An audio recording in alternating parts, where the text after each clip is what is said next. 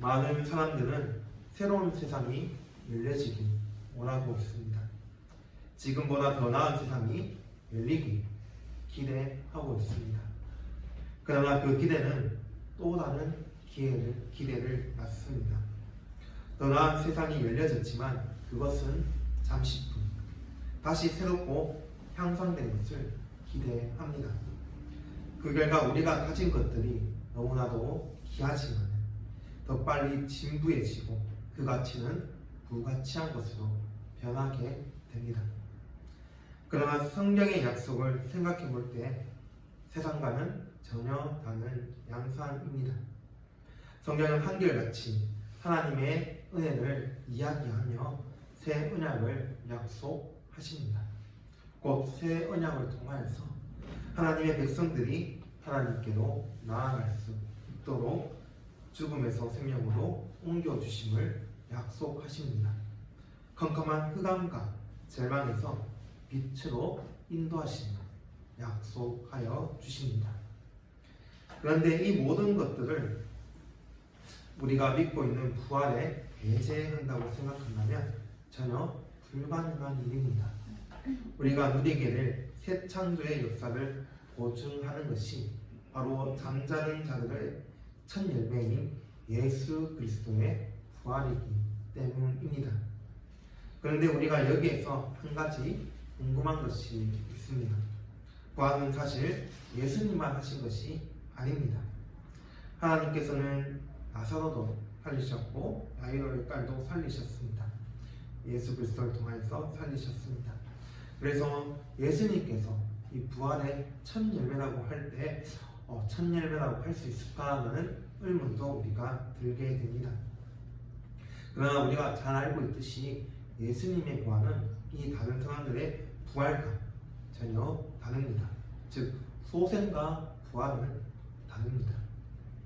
예수님의 부활은 하나님의 구원의 계획의 일부이기에 그리고 그 계획이 성취되었기 때문에 또한 예수님의 부활하신 죽지 않는 영광스러운 몸을 입는 것이기 때문에 소생과 부활은 다르다라고 할 수 있습니다.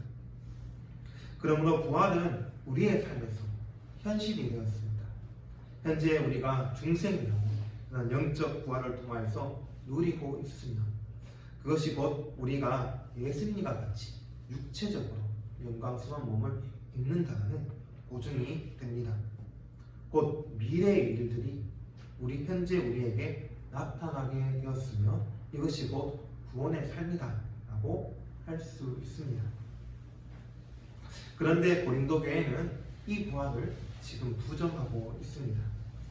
고린도 교회는 그리스도께서 죽은 자 가운데서 다시 살아나셨다는 복음을 바울 사도로부터 들었습니다. 그런데 그들 중에 어떤 사람들은 부활을 부정하였습니다. 바울은 그런 사람들을 보며 어찌하여 부활이 없다고 하느냐라고 탄식하고 책망하고 있습니다. 예수 그리스도께서는 죽은 자 가운데서 살아나셨습니다. 이것이 전파된 복음이요 절대로 부정할 수 없는 진리임을 우리가 아주 잘 알고 있습니다. 그래서 바울 사도는 13절에서부터 19절까지 많은 분량을 할애하여서 죽은 자의 부활을 부정하는 얼마나 잘못된 결론에 도달하고 있는지를 말씀해 줍니다. 그래서 13절에서 이 부활이 없다면 어떠한 결론에 도달하는지 먼저 말씀합니다. 죽은 자의 부활이 없다면 그리스도도 다시 살지 못하셨을 것이다 라고 말씀합니다. 고린도 교회 일부 성도들처럼 죽은 자의 부활을 부정하게 된다면 그것은 곧 그리스도의 부활을 부정하게 되는 셈입니다. 그들이 바울에게 받은 복음을 믿는다고 하면서도 부정을 하고 있는 이 부활을 부정하고 있는 모순입니다. 그런데 14절에서와 같이 만일 그리스도께서 다시 살아나지 못하셨으면 어떻게 되겠습니까?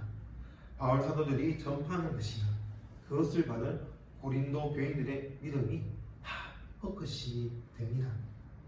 바울을 비롯한 모든 사도들이 우리의 죄를 위하여 죽으신 이 그리스도와 그가 장사 지낸 바 되셨다가 사흘 만에 이 죽은 자 가운데서 부활하셨다는 그 복음을 전하였습니다. 그런데 이 그리스도의 부활이 사실이 아니라면 그 복음은 거짓이요 헛것이 됩니다. 왜냐하면 그 복음은 사람을 구원할 수 없는 복음이기 때문입니다. 더 나아가 복음을 듣고 믿더라도 그 복음이 헛되라면 믿음도 헛되게 됩니다. 그러므로 헛된 복음을 들어도 아무 일도 일어나지 않음은 당연합니다. 그래서 죽은 자의 부활을 부정하면 그리스도의 부활을 부정하게 되는 것입니다. 그리스도께서 다시 살아나지 못하셨다면 복음은 거짓이요 바울을 비롯한 사도들의 전파와 믿음 역시도 모두 헛것이 됩니다. 또한 그리스도가 부활하지 못하셨다면 바울과 같은 복음 지도자들은 거짓 증인으로 드러나게 됩니다. 하나님의 거짓 증인, 곧 하나님에 대해서 거짓으로 증언한 증인이 되는 것입니다. 예수님의 부활은 하나님이 하신 것이며 바울 사도와 같은 증인들은 하나님이 예수님을 죽은 자 가운데서 살리셨고 그것을 전파했기 때문에 거짓으로 증언한 증인, 이것이 부정된다면 그러한 증인이 되는 것입니다. 만일 죽은 자가 다시 살아나는 일이 없다면 하나님도 그리스도를 다시 살리시지 않으셨을 것입니다. 그런데 하나님이 그리스도를 살리셨다고 전파했으니 바울과 같은 사도들은 하나님에 대해 거짓으로 증언을 한 셈이 됩니다. 죽은 자의 부활을 부정한다는 것은 이렇게 엄청난 결과를 초래하게 됩니다. 그래서 바울 사도는 13절과 24절에서 말한 논증을 16절에서부터 다시 한 번 더 반복하면서 세 가지 측면에서 부활의 필요성을 말씀하여 주십니다. 만일 죽은 자가 다시 살아나는 일이 없으면 그리스도도 다시 살아나는 일이 없을 것이고, 만일 죽은 자가 다시 살아나는 일이 없으면 부활 복음을 듣고 믿었던 고린도 교인들의 믿음도 헛되게 된다고 말씀을 합니다. 그리스도의 부활이 없기에 성도의 믿음이 헛되게 된다면 어떻게 되겠습니까?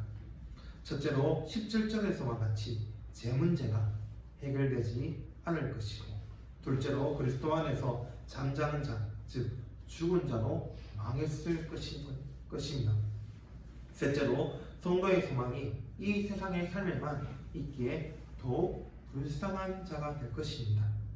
이것을 하나씩 살펴보자면 다음과 같습니다. 첫째로 그리스도의 부활이 없기에 성도의 믿음이 헛되당하면 성도는 여전히 죄인으로 남게 될 것입니다. 예수 그리스도가 우리를 위하여 우리 죄의 형벌을 대신 받으심으로 십자가에서 죽으셨고 장사된 지 사흘 만에 부활하셨다는 이 복음을 믿으면 죄 사함을 얻습니다. 특히 그리스도의 부활은 우리의 모든 죄가 그 십자가 사역에서 해결되었다는 공적인 선포입니다. 그런데 그리스도가 다시 살아나지 않으셨고 그 복음 자체가 거짓이라고 말한다면 아무리 믿어도 그 복음은 제3의 위력을 가질 수 없는 그런 복음입니다.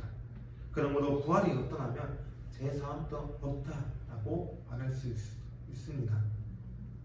제3이 없으니 성도의 죄도 그래도 남아있고 제 형벌도 그래도 남아있음은 당연합니다. 모든 죄를 사함받고 새 생명 가운데 행할 수 없게 됩니다. 죽은 자의 부활을 부정하면 그리스도의 부활도 부정되고 그리스도의 부활이 부정되면 우리의 믿음도 헛되며 제3도 부정되는 것입니다. 둘째로 그리스도의 부활이 없고 죽은 자의 부활도 없다면 그리스도 안에서 잠자는 자, 곧 믿음 후에 다시 부활할 것을 소망하며 죽은 성도는 멸망했을 것입니다. 예수 그리스도의 십자가 복음을 믿고 죽은 자들은 죽은 후에 여전히 그리스도 안에 있습니다. 즉 성도는 그리스도의 부활로 인해 부활의 소망을 가진 입니다. 그래서 믿는 성도는 그리스도 안에서 부활을 소망하며 죽습니다. 그러나 부활이 없더라면 그 소망은 거짓이기에 죽음 가운데서 망할 뿐입니다. 셋째로 부활이 없다면 죽음 이후에 내세도 없습니다. 죽은 자는 망할 뿐이며 아무 소망이 없습니다. 성도가 바라는 것이 그저 이 세상의 삶뿐이라면 참으로 불쌍한 존재가 아닐 수 없습니다. 성도는 그리스도 안에서 그분의 부활이 가져올 내세의 모든 것을 소망하며 살아갑니다. 성도는 다시 부활할 것을 믿는 자입니다. 그리스도처럼 영광스러운 부활을 누릴 것이며 하나님이 마련하신 새 하늘과 새 땅에서 영원하고도 지극히 복된 삶을 살 것이라고 기대하며 살아갑니다. 성도는 이런 소망과 기대 속에서 이 세상의 것들을 절제하고 고난까지 감수하며 살아갑니다. 예수 그리스도를 믿고 그분을 따르는 제자의 삶의 본질은 고난입니다.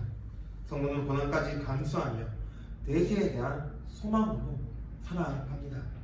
그런데 부활이 없고 내세가 없다면 그 얼마나 허무한 일이 아니겠습니까? 고난까지 감수했으니 성도는 모든 사람 가운데 가장 불쌍한 자라 할 수 있습니다. 그러나 이러한 것들은 만일에 불구합니다. 그리스도께서 죽은 자 가운데서 다시 살아나셨습니다. 그리고 부활의 의미로 말씀하여 주십니다. 잠자는 자들의 첫 열매가 되셨더라 라고 하십니다. 곧 예수님께서 하나님의 백성들이 부활하심에 대한 첫 열매가 된다는 것입니다. 첫 열매가 맺으면 그 뒤로 열매가 맺으면 당연합니다. 부활의 첫 열매가 되시는 그리스도 안에서 우리 성도 역시 부활할 것임은 당연합니다. 예수님의 부활은 곧 우리 성도의 부활의 보증입니다. 그래서 이 부활을 이야기할 때 우리가 몸담고 있는 이 기독교의 최대 그리고 최종적인 소망이라고 말할 수 있습니다. 죽으면 끝이 아닌 다음 세상의 시작입니다. 그러나 세상은 다릅니다. 세상은 죽음에 대해서 다르게 생각합니다. 죽으면 끝이 나는 생각이 깊게 자리합니다. 그래서 그들은 쾌락주의와 허무주의에 쉽게 빠집니다. 죽으면 끝이라고 생각하니 돈을 잘 벌어서 그 돈으로 세상에서 누릴 수 있는 즐거움을 다 누리고자 하고 먹고 마시려고 합니다. 이 시대가 다인 것처럼 쾌락주의에 젖어 그들은 행동을 합니다. 또한 죽으면 끝이라고 생각하니 더 살아서 무엇을 하겠느냐, 다 부질없다라는 식의 허무주의에 빠집니다. 그래서 삶 자체를 비관적으로 보고 자신이 스스로 목숨을 좌지우지하며 그 죽음도 자신이 결정해버리는 결과를 낳게 되는 것이 지금의 세상입니다. 죽음이 인생의 마지막이라고 생각하니 이 세상을 방탕하게 살아가거나 무기력하거나 무의미한 삶을 살아갈 수밖에 없다는 것을 우리가 이 시대에 점점 알아가고 보고 있습니다. 그러나 성도의 죽음은 영원한 헤어짐, 끝없는 슬픔, 존재의 소멸이 아니라 더 온전케 될 것을 기다리는 시간입니다. 그렇게 소망이 없는 사람처럼 살지 않습니다. 더 나아가 다음 세상에서 영광의 몸으로 부활하여 다시 만날 것임을 우리는 믿는 성도입니다. 그래서 사도신경 11번째 고백은 이 몸의 부활에 대한 신앙 고백입니다. 우리 기독교의 아주 독특한 신앙의 특징 중 하나라고 말씀드릴 수 있습니다.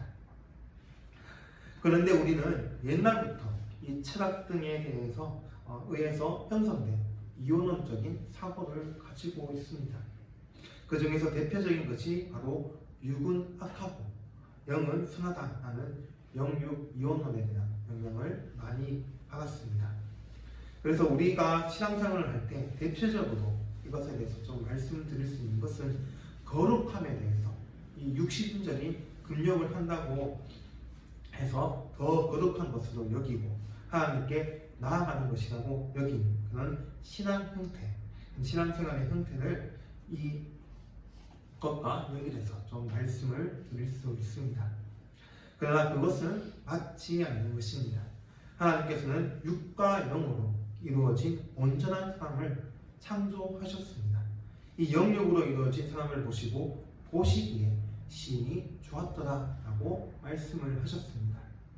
하나님의 형상을 가장 잘 반영된 최고의 작품으로 창조하시고 보시기에 심히 좋았다고 하셨습니다. 그러나 우리가 죄를 범하고 타락했을 때 이 영육 통일체로서의 그 모습을 잃어버렸습니다. 그래서 하나님과 단절되고 몸과 영도 죽음으로 인해서 분리되는 결과를 낳았습니다. 죄인의 몸은 썩어 흙으로 나가게 됩니다. 그러나 하나님께서는 결코 포기하지 않으셨습니다. 그래서 우리를 회복시키시어 백성으로 삼아 주십니다. 그리고 그 모습은 이전에 그 죄를 지어서 타락한 그 상태가 아니라 바로 육과 영이 이루어진 최초의 모습으로 회복시켜 주십니다. 그리고 이 몸의 부활, 그래서 이 몸의 부활, 이 영광의 몸의 부활은 그런 의미에서 아주 중요합니다. 이제 그리스도의 십자가 죽음과 부활을 믿는 자들은 예수님과 같이 영광스러운 몸으로 부활할 것입니다. 고린도 교회에 헬라 철학의 영향을 받아서 이러한 몸의 부활에 대해서 믿지 못하는 자들이 있었습니다. 그러나 바울 사도는 이러한 생각을 천멸매하는 그 비유를 통해서 고린도 교회의 생각을 바로 잡으려고 하였습니다. 그래서 우리가 구원이라고 할 때 창조의 회복이다, 이 창조의 목적을 이루는 것이다 라고 말씀하시는 것이 바로 여기에 있습니다. 그러므로 이 구원하심은 하나님의 창조를 무시하지 않습니다. 하나님께서 창조하신 그 본연의 모습으로, 아니 그보다 더 온전하고 영광스러운 사람이 되도록 구원하십니다. 이러한 몸의 부활을 우리가 믿습니다 라고 고백하며 부활을 진리로 받아들이며 살아갑니다. 그러나 지금 당장은 이 일이 일어나지 않습니다. 그렇다면 언제 이 몸의 부활이 일어나게 되는 것일까요? 마지막 때, 곧 주님께서 다시 이 세상에 오실 때 우리 성도의 몸은 부활합니다. 그것도 썩지 않는 영광스러운 몸으로 부활할 것입니다. 그런데 여기에서 우리 성도만 부활하는 것이 아닙니다. 모든 사람, 곧 악인들도 그의 몸을 입고 부활합니다. 그들은 최종적인 심판, 곧 죄의 형벌을 받기 위해서 마지막 때 비천한 몸으로 부활하게 됩니다. 그래서 요한복음 5장 29절에서 이러한 말씀을 하십니다. 선한 일을 행한 자는 생명의 부활로, 악한 일을 행한 자는 심판의 부활로 나오리라. 아멘. 이 지옥 심판이 얼마나 무서운지 신학자 스폴라우는 이렇게 말씀하셨습니다. 신약 성경에서 사용되는 은유들 가운데 하나는 지옥은 고독이가 죽지 않는 장소라는 것이다. 고독이가 다른 피조물의 살에 얹혀 사는 기생충에 대해 암시한다. 만일 육체가 완전히 소멸된다면 거기에 기생하는 것들 역시도 죽는다. 이 섬뜩한 이미지에 따르면 지옥에는 벌레가 먹을 육체가 항상 있다는 것이다. 그것은 지옥에 간 육체가 받아야 할 형벌을 감당하기 위해서는 하나님의 능력으로 그 육체가 보존되어야 한다는 것을 의미한다. 그러므로 신자든 불신자든 다 몸의 부활을 합니다. 신자에게 있어서 부활은 너무나도 흠모하고 기뻐할 만한 것이지만 불신자에게 있어서 부활은 정말 두렵고 떨리고 무서운 일입니다. 그러나 세상 사람들은 이것을 믿지 않고 있으니 정말 안타까울 따름입니다. 그렇다면 이 몸의 부활에 대해서 계속해서 저희가 강조를 하고 있는데, 이 몸이 부활된다면 어떠한 특징을 갖게 되는 것일까요? 그것은 오늘 본문 말씀 이 15장 42절에서 49절에서 9절까지 잘 나타나 있습니다. 그것을 하나씩 살펴보면 이것과 같습니다. 첫째는 부활한 몸은 썩지 않음을 42절에서 말씀합니다. 몸이 썩어서 흙으로 돌아가는 지금의 몸과 비교해 봤을 때 엄청난 특징이라 할 수 있습니다. 울술이 아무리 발달한다 할지라도 무슨 짓을 하더라도 지금의 몸은 죽음을 피할 수 없습니다. 역사상 많은 사람들이 이 영생을 누리려고 하였지만 다 죽고 지금 이 시대에 그분들은 한 명도 없습니다. 이 죄 때문에 다시 흙으로 돌아가는 것이기 때문에 그러합니다. 그러나 부활한 몸은 다릅니다.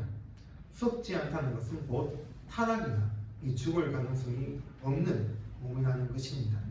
영원히 거룩하고 영원한 생명을 누리는 몸을 입어 우리가 부활함을 말씀합니다. 두 번째는 영광스러운 몸으로 부활함입니다. 43절에 나와 있는데요. 죄의 결과로 인하여서 이 세상의 몸은 욕된 것입니다. 창조의 때와 비교하자면 비참한 사람의 모습이라 할 수 있습니다. 죄를 지을 수 있고 또 죄에 물든 이 세상에 속한 몸입니다. 그래서 우리가 어떤 행동을 하든 이것은 죄를 향한 더럽고 부패한 것이라고 말하는 이유가 여기에 있습니다. 그러나 예수님의 모습을 생각해 보십시오. 이미 베드로와 제자들은 변화산에서 예수님을 경험하였습니다. 빨래하는 자가 더 희게 할 수 없을 정도로 너무나 영광스럽고 찬란한 모습으로 예수님이 변화되었음을 그들은 보았습니다. 그리고 예수님의 부활을 경험했을 때 그들이 이 부활이 영광의 몸으로 부활하신 역시로 보았습니다. 그래서 성경은 우리도 예수님과 같이 부활한다고 합니다.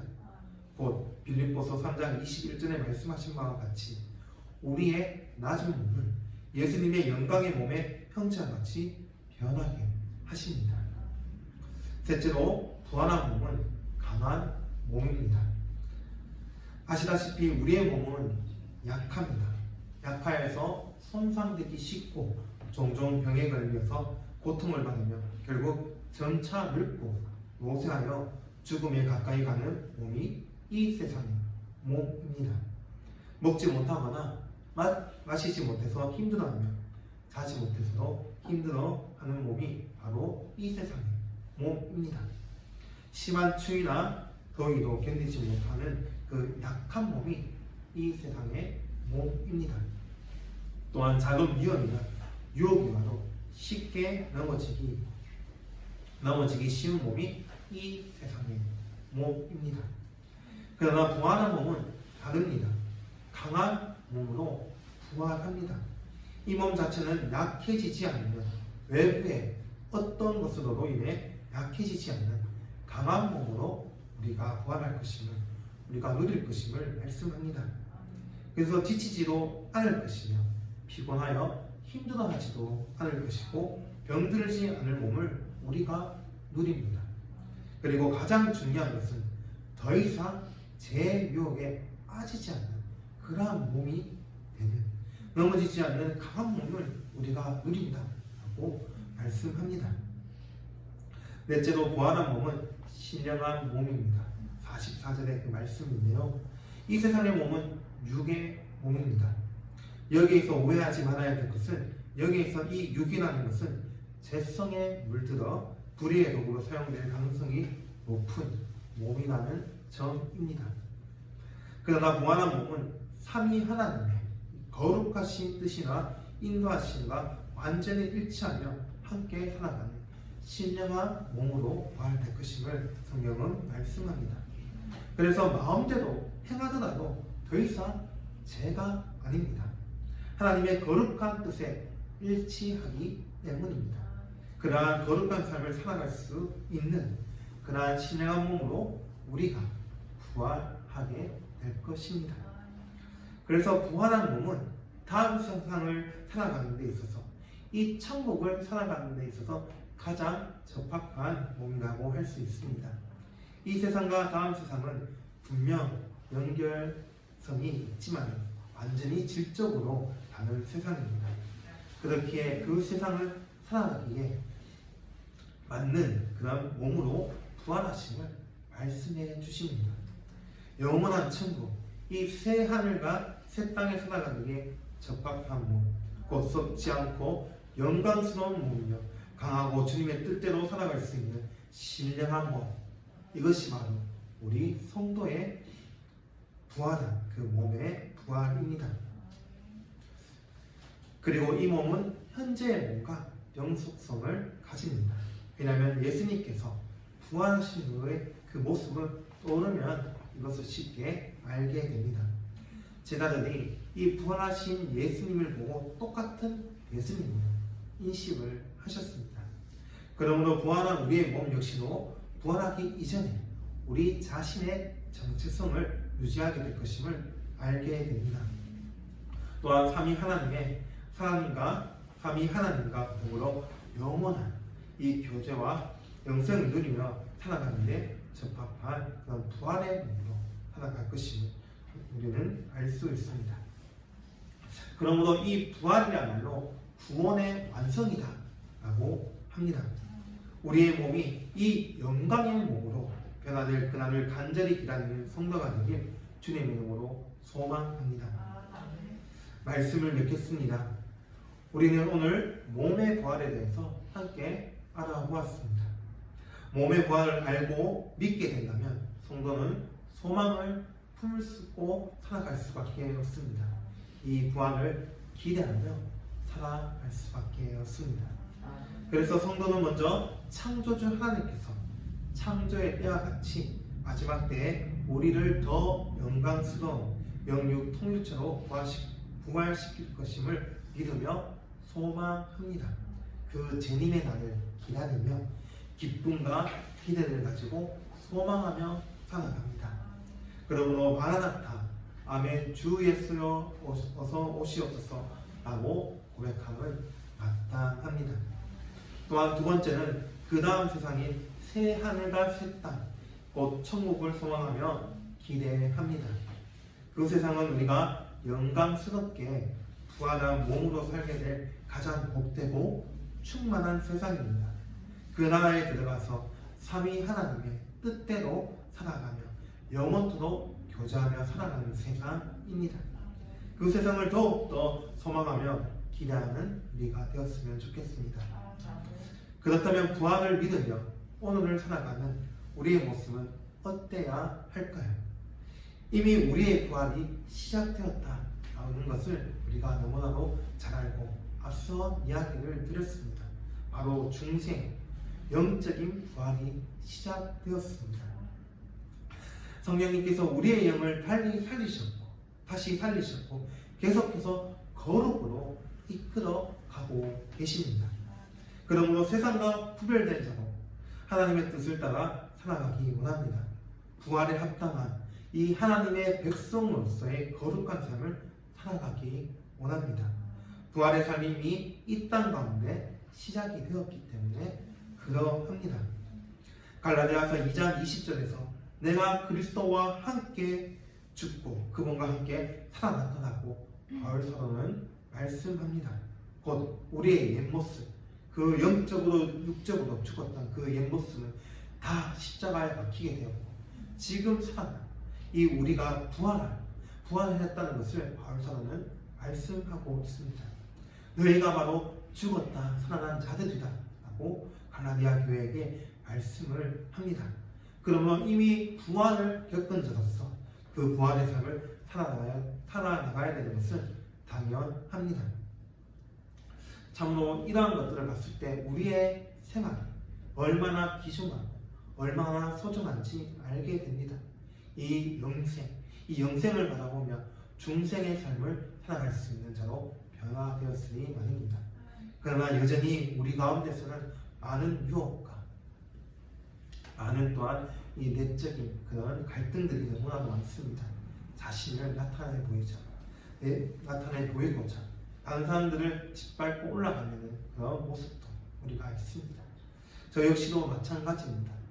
저와 의견이 다르다면 짓밟고 이야기하면서 성을 내고 화를 내는 그런 모습, 이것이 과연 부활을 소망하는 그런 중생의 삶을 살아가는 자가 맞을까라는 의심을 계속 품고 있습니다.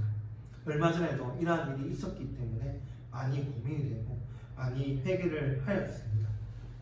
우리가 부활을 소망하고 영생을 바라보며 중생한 자로서의 그 삶을 살아나간다고 할 때 우리는 정말 이 모든 것들이 변화되어야 합니다.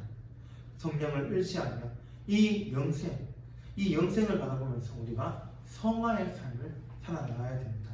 제가 말씀드렸지만 어제보다 오늘보다 내일이 더 기대되고 소망되는 그 삶, 우리의 그 모습 역시도 어제보다도 오늘보다도 내일이 더 하나님께도 합당하게 살아가는 그 삶, 이것이 바로 중생의 삶을 살아가며 구원의 삶을 소망하며 이 천국을, 이 부활을 소망하며 살아가는 자의 모습입니다. 부활과 이 새 하늘과 새 땅을 소망하며 이 부활의 삶, 중생의 삶으로서 변화된 삶으로서 세상과 구별되는 그 모든 것들을 우리가 소망하며 살아가는 축복교의 모든 성도님들이 되시길 주님의 이름으로 소망하겠습니다.